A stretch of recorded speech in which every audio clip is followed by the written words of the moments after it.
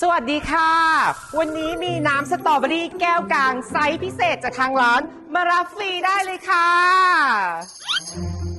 แก้วสุดท้ายแล้วมารับได้ที่หน้าเคาน์เตอร์เลยจ้า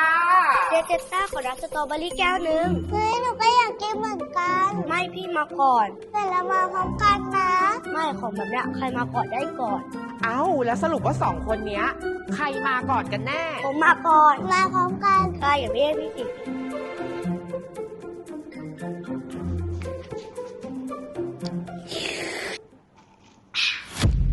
ทำไมต้องทำแบบนี้ด้วยเราก็ไปสั่งอันไหนดิมันหมดแล้วจะให้อะไรไม่ให้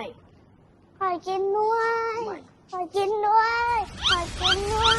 ขอกินด้วยโอ๊ยไม่เอาก็ได้